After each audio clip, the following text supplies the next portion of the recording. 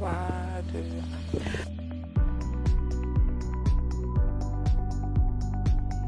Bonjour à tous, bienvenue sur On dit dis-moi tout. Ça fait énormément plaisir de vous avoir pour cette nouvelle capsule. J'espère que les deux précédentes vous ont béni et c'est vrai aussi qu'il devrait avoir une suite à ce dont nous avons discuté. Je vous ai promis certaines capsules comme par exemple une meilleure gestion financière, mais pour celle-ci, je pense que ce serait difficile d'avancer sans parler de ce sujet que vous avez sans doute déjà lu sur le titre, c'est ce qui est tuer ton propre ennemi. On va commencer directement. Pourquoi vous êtes votre propre ennemi quand vous pensez déjà que les erreurs que vous avez commises sont les fautes des autres? Le fait de ne pas prendre la responsabilité de ses choix et de penser que c'est parce qu'un tel a fait ceci que je me suis sentie obligée de faire cela fait de vous votre propre ennemi. Il y a un jeu que j'aime bien faire, confinement oblige, on a beaucoup de temps. Peut-être pas beaucoup depuis que je joue à ce jeu, qui s'appelle Ludo. Je le joue sur mon téléphone. On l'appelle communément jeu de 6. Ce que j'ai appris avec ce jeu, et même pendant que j'étais en train de jouer, je disais à un ami, j'ai fait, tu sais que ce jeu est une grande leçon de vie. Ce que ça vous dit, c'est que peu importe les chiffres que le dé vous donne, que vous jetez, les dés, vous devez faire le meilleur pour gagner. Vous devez être stratège, analytique et sortir le meilleur parce que certains disent que la vie est injuste, certains disent que la vie est mieux pour les autres, il y a plein de choses. Certains disent oui mais toi tu es né avec de l'argent, toi tu es né avec un père qui, je sais pas, il y en a qui sont nés directement héritiers donc la vie était facile pour eux. Je ne pense pas. On peut dire oui, à vue d'œil comme ça, je ne pense pas, mais il faut être certain que les opportunités pour que nous puissions être bien financièrement nous passent souvent sous l'œil et nous ne savons pas voir. Nous devons tirer le meilleur, sortir le meilleur de tout ce qui nous arrive dans la vie parce qu'il y a toujours, croyez-moi, il y a toujours quelque chose de bien. Comme j'aime dire, c'est vrai que dans toute chose bonne, il y a toujours un petit truc qui ne soit pas bien. Et dans toute chose mauvaise, il y a toujours quelque chose, un bénéfice que vous pouvez en tirer. Donc, on a comme numéro 1 le fait que vous êtes votre propre ennemi parce que vous blâmez les autres sur vos choix de vie. L'autre encore, c'est la force de la pensée. C'est vrai que je vous ai promis de faire une capsule entière dessus. Seulement, à force d'en parler dans toutes les capsules, il risquerait d'être d'aucune importance de faire une capsule propre à elle. Mais la force de la pensée, ce que vous vous dites vous-même est très important. Les gars, Internet est arrivé depuis très longtemps. Et nous avons lu ça, que ce qu'on se dit à nous-mêmes et ce qui se passe dans nos vies. Vous ne pouvez pas culpabiliser pour quelque chose. Vous ne pouvez pas vous dire vous-même que tu es un échec. Vous ne pouvez pas vous dire que tu n'en vaux pas la peine, donc tu dois être humble. Il y a plein de choses dont vous ne pouvez pas vous dire vous-même qui sera un frein à votre bien-être. Vous ne pouvez pas vous réveiller et accepter chaque matin que vous n'êtes pas jolie ou que vous, pas jolie homme-femme, que voilà.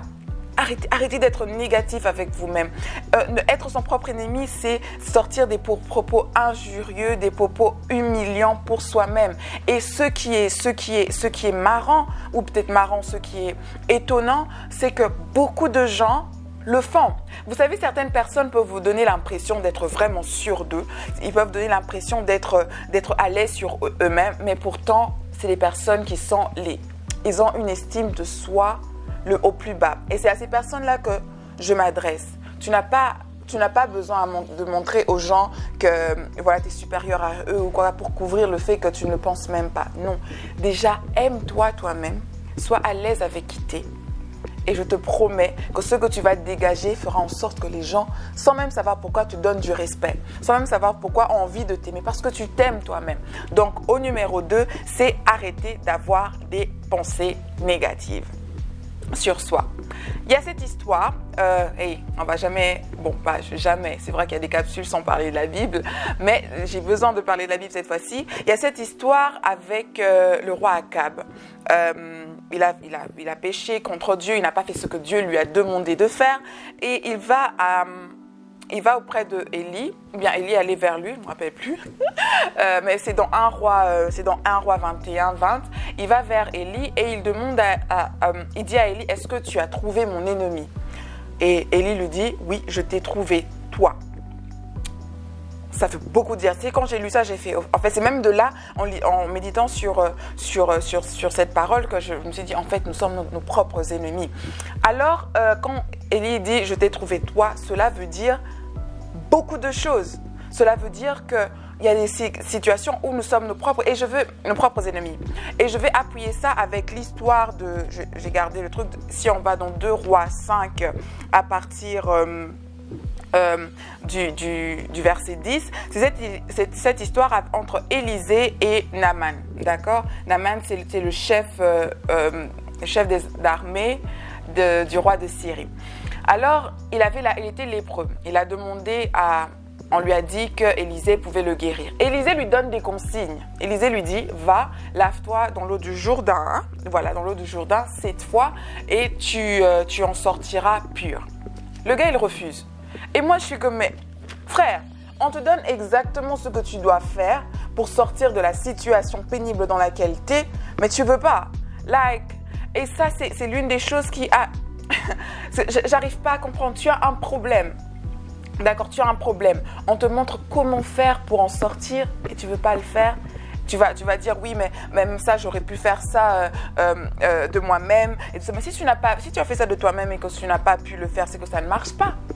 Et très souvent, un conseil banal, hein, c'est avec nos amitiés, par exemple. Dieu m'a tellement parlé sur les amitiés ces derniers temps. C'est avec nos amitiés. Dieu te demande clairement de laisser une certaine amitié. Mais toi, tu fais non, mais Seigneur, elle a besoin d'aide, elle a besoin de moi, tout ça. Tu penses vraiment que son créateur l'aime plus que toi, tu l'aimes? Non, elle a du prix à tes yeux, il a du prix à tes yeux autant que toi. Et si Dieu te demande de te séparer, c'est que soit ton temps dans la vie de cette personne est fini, soit la leçon que cette personne devait prendre de toi est finie, soit ce que tu devais prendre de cette personne est finie. C'est par toi que l'histoire de Abraham et de Lot puisse nous donner une bonne leçon. Je veux dire, quand il y a des directives qui viennent, acceptez-le. Akab, c'est parce que, par exemple, oui, voilà, Akab, c'est parce qu'il n'a pas tué la personne que Dieu lui a demandé de tuer. Là, tu ne l'as pas fait. Pourquoi? Tu le gardes la vie. Pourquoi? Parce que Dieu t'a bien dit, tu le fais pas. Yonde Olingi est plus que Nzamba Lingi et je ne pense pas, mon frère. Il y a encore une autre histoire qui me vient en tête. Il faut que j'essaye de trouver ça très vite. C'est le fait que, bon, j'ai ça en tête. Excusez-moi, ça doit être Élie ou Élisée. Corrigez-moi en commentaire. Où il y a un roi qui est venu vers... Non, c'est toujours le lépreux. Voilà, c'est toujours le lépreux. C'est toujours la même histoire. Et voilà, c'est toujours la même histoire. Et Élisée... Donc... Naaman veut donner des cadeaux à Élisée et Élisée refuse. Le serviteur de Élisée, Géhazi, va prendre tous les biens que Élisée a refusés auprès de Naaman. Naaman lui donne et c'est de là qu'il a été maudit. Vous êtes votre propre ennemi quand vous ne voulez pas accepter ou respecter les instructions qui vous sont données. Vous devenez votre propre poison. Vous devenez la porte ouverte à votre échec.